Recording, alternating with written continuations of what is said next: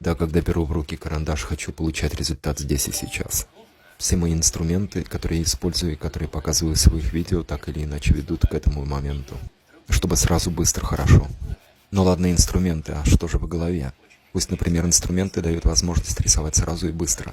Но что рисовать? Откуда брать идею? Какая мысль? Какая форма? Что с этим делать? Есть один супернадежный вариант – это насмотренность. Если вы используете насмотренность, то идеи генерятся практически сами. Мозг сам отрабатывает их в фоновом режиме и формулирует в те формы, которые вам необходимы. Поэтому необходимо образование и общее образование. Смотреть максимально по вашему контексту. Разные школы, разные стили, разные источники информации. Это формирует вашу внутреннюю библиотеку образов и идей. Без насмотренности вы будете корячиться, придумывая новые формы и идеи. С насмотренностью комбинировать. Меня зовут Эдуард Кичигин. Это итальянская школа скетчинга и быстрого рисунка. В шапке профиль. Академический рисунок очень отдельная и совершенно крутая тема. Вот то, что они говорят, это все правильно и прям это закон-закон. Но у меня же не академический рисунок, а проектная графика. То есть я не художник даже, а рисовальщик.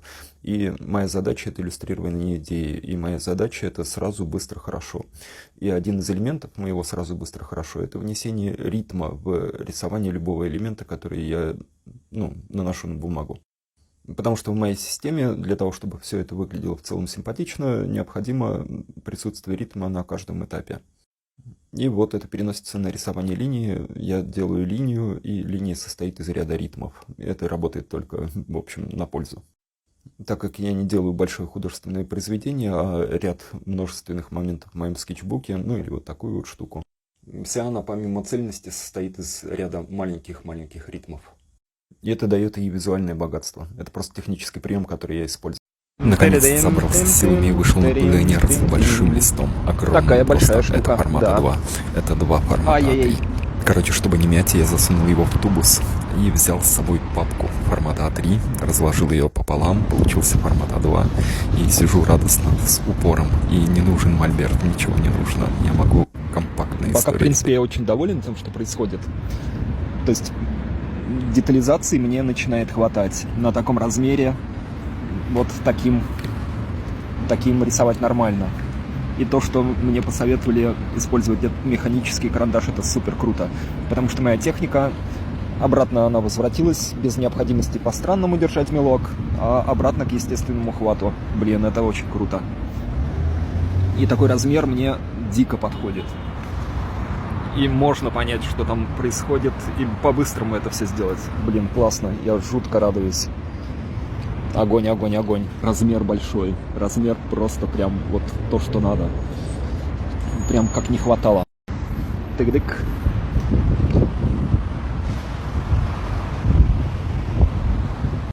Еще немного подетализировал. Задубел невероятно. Большой формат — это прям огонь. Это прям круто, это то, что надо. Иначе боль, ужас, мучения. Тема с карандашом идеальна. Большой формат вот так выглядит. Подставка, сумка. Вот эта штука от скетчбука. И носил я его в тубусе. Удобно. Ух, но замерз. В него вставляется лист А2 и опирается на папку формата А3, которая раскладывается в А2. Прикольно, удобно. Такой мой походный наборчик. Это тубус. В него вставляется лист А2 и опирается на папку формата А3, которая раскладывается в А2. Прикольно, удобно. И вот это прям огонь. Тема. Супер.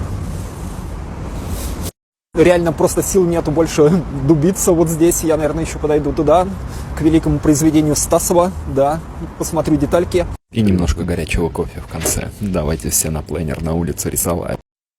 Я тоже, когда выбирал себе инструменты, долго мучился, что мне выбрать, куда пойти. В общем, это все решается очень просто. Ты бьешь эти идеи об практику. Тебе нужен в таком-то стиле, такой-то результат. Это у меня были рабочие процессы. Я просто подбирал то, что работает наиболее лучшим образом. И, как ни странно, оказалось, что древние инструменты работают наилучшим образом. По совокупности причин, на весь комплекс задач. Вот. Это все нужно бить об практику. И тем рисовать, под результат смотреть, какие плюсы, какие минусы. Практика, практика, практика. Я думаю, если растирать сангину или мягкие материалы пальцем, то будет оставаться жир, да, жир от пальцев, но я думаю, это вообще нет проблемы, потому что у меня не парадная история моих рисунков, а проектная графика. Я думаю, проектная графика — это чертежи, это работа над проектом, это не финальный результат какой-то отточенный, это больше процесс, это много физических составляющих, крутых, классных, эффектных, которые остаются на листе, которые дают мою историю работы над проектом в дополнение к самой работе. Не вычищенная история, а настоящая, живая, материальная. Поэтому все вот эти вот штуки, это материальность моей работы. Это настоящее. Это такой, как сказать, бодипозитив в рисовании. Ну уж сколько у меня такого в скетчбуках, в проектных скетчбуках, вот просто вот на них прям весь декор построен, да. Не, сидишь такой, думаешь, линию одну провел, вторую провел, и, я типа, я крутой художник, я крутой. Тут пальцем растер, и вроде все, окей. А потом еще одну проводишь, и все, и понимаешь, что пипец. Нет. Не, а что вы думали? Если взять кусочками, если небольшими фрагментами, то это прям Но если посмотреть в целом, то нет. И вот между ощущением «ты балда» и «ты хорош», да, такой маятник. Он так башку раскачивает, потихоньку раскачивает, и становишься. В общем, потом, да, постоянно смеешься, постоянно улыбаешься. Почему-то всем довольный. Почему? И это ведь все история только про рисование. Я еще ничего не говорил про проектирование. Нет. Вот, в проектировании этот процесс раскрывается максимально, да. Вот там можно ощутить себя Джокером.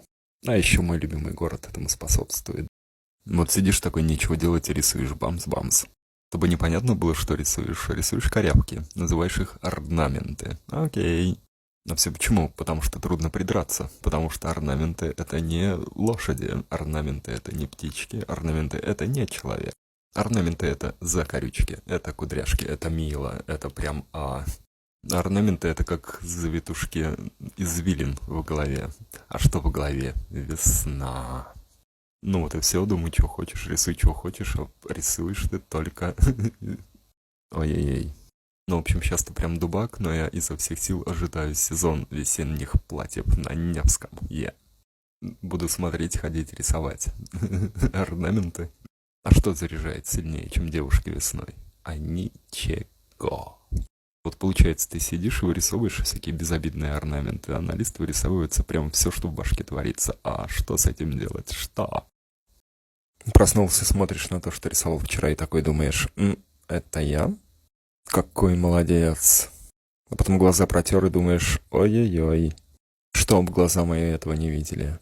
А потом такой повертел туда-сюда листик, потом так поприкладывал его к разным стеночкам. И такой, в принципе, окей.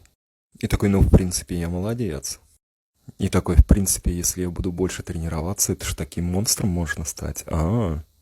И такой думаешь, вот, допустим, будет это продаваться за 100 тысяч миллионов долларов, и это же всю жизнь менять придется. Что-то покупать, что дорого-богато, куда-то переезжать, где круто весело. Подстричься и расческу в карман положить. На улицах узнавать будут и в кино приглашать. И такой весь в моменте, нужно ли мне это?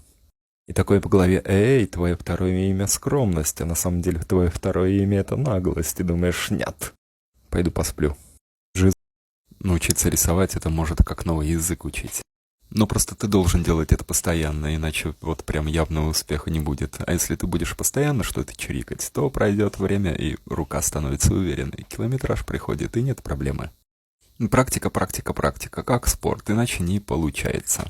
Многие думают, что есть волшебная таблетка, что есть уникальные способы, что есть такие специальные уроки или рецепты. А нет. Нет. Ты должен фигачить практику, ты должен делать километраж. Если ты делаешь километраж в фоновом режиме, то это, собственно, такая плюс-минус простая дорожка вот в эту большую красивую историю. Что такое рисование в фоновом режиме? Берешь простые элементы и чирикаешь их, когда занят каким-то другим процессом. Смотришь ютубчик, чирикаешь. Говоришь по телефону, чирикаешь. Сидишь на лекции, чирикаешь. Посматриваешь для ориентировки мои видосы. Посмотрел, зарядился, ушел в фоновый режим и фигачишь километраж. Да, это работает норм.